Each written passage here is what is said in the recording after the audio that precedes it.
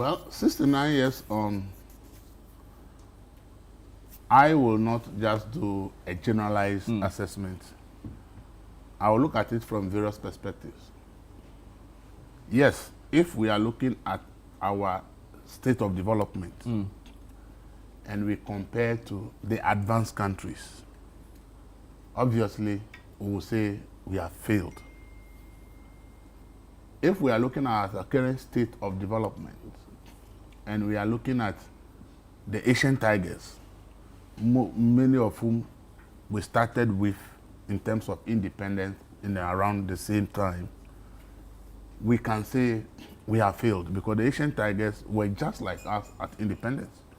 But where they are today, we are nowhere close to them. So that one, we can say completely that we have failed. So like the Malaysia, the Singapore, the South Korea, the China and the rest, they've done so well.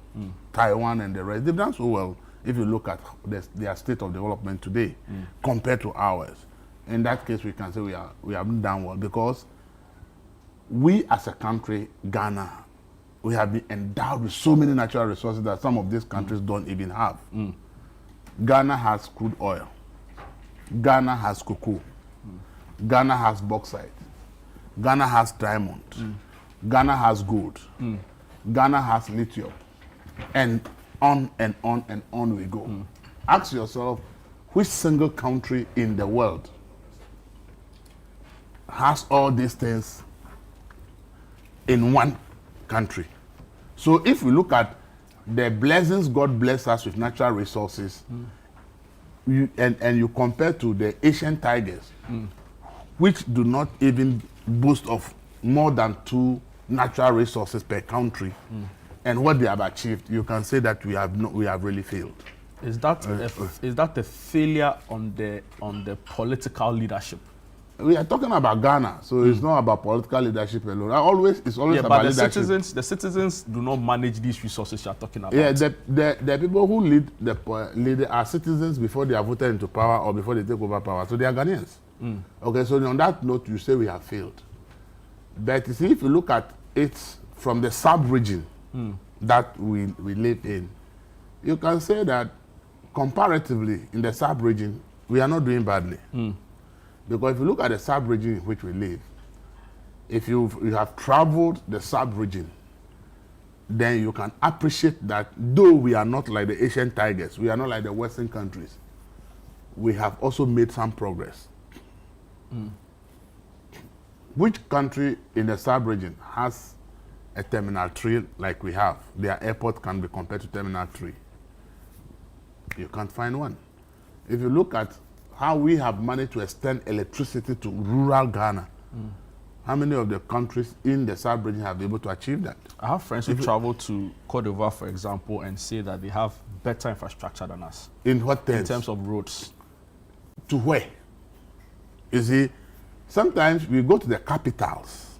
Yes, I went to Cote d'Ivoire and I drove on some of the roads, Abidjan. Yes, the roads are wider. It's like 3 lanes going, 3 lanes coming and all that. Yeah. But what if you move beyond the capital and you have to go to the interior? Okay. If you go to the interior of the country, do they also have the roads? Third roads in Ghana have gone to very, very remote areas. In certain places that you go, you don't even expect a third road, and the third road is there. Is that the situation in Cote d'Ivoire and other places you talk about? Even the standard of living in Ghana and Cote d'Ivoire is more expensive than Ghana. Many people don't know that the standard of living in Cote d'Ivoire is more expensive than Ghana. So sometimes when we have not traveled the sub-region, we would think that we are not doing anything. Nigeria is the biggest economy in Africa. Nigeria produces about 2 million barrels of oil a day. But when you compare development in terms of infrastructure in Ghana and Nigeria, obviously you can say that Ghana is doing so many things that Nigeria is not doing. So it's a balanced view. In terms of the assessment we are doing, I don't like it when we just look at the Western countries and compare ourselves. The Western countries started many, many years ago before us. And know that when we were enslaved, a lot of opportunities were taken away from us. But as I said, if the Asian tigers have been able to make it within 30 to 40 years to achieve this level of development infrastructure-wise, then we have no excuse if we have 69 years and we have not been able to get to their level. We have no excuse when we have so many natural resources that these countries do not have, that they are able to get it that way. So we really have failures. But we must also understand that even if today the blacks in America still don't feel free, then you really appreciate the fact that Ghana did well by obtaining independence at the time, because Are non-aligned. when you are under the control of certain forces, you know the difficulty in so many things. So our great grandfathers who fought for independence, we need to applaud them. We need to make sure that everybody who fought for independence is celebrated. The fact that we fought and achieved independence is a great achievement. So in terms of the, that, we must be glad. If you look at even the democracy and the political growth, we say that our democracy has issues. It's true. But how can we say democracy of America 200 years in other places? We can't compare. But even there are things that happens even in Ghana that even if you do it in some of these Western countries, you will not have it easy. You will not find it free. So America, in Ghana, with all its power, they also have their faults. Look, Google and find out how many people have been arrested in the U.S. For free speech violations, for saying things or posting things on Even social media. Even recently with this whole ICE crackdown, you know, citizens being killed. A lot is happening somewhere, but it appears we don't have a lot of information to realize that, oh, Ghana, we have our problems. But here and here and here, I think that I'm far better off in Ghana than in other places. So I'm saying that, look, if we look at the general picture of, we are looking at where the Western countries are, we have failed.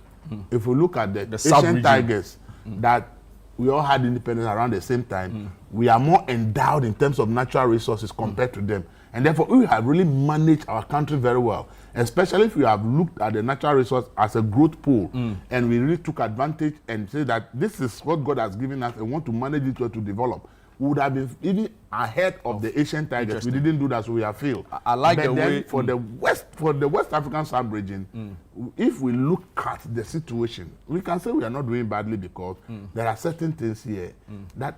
Why do you think that our neighbors are all flocking to our country? Well, why do you think that if you go to our universities now, there are a lot of foreign students from neighboring countries schooling in Ghana?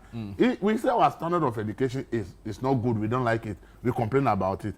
But if we say it's not good, but others around us will say that ours is still better than theirs and they are coming, it tells you a certain story. So we should have some positives in the narrative. When we just condemn ourselves and everything is negative, negative does not bring anything. So let's be a bit analytical about the situation. And then when we see the hopes, the few light, let's build on it and do better. Amazing.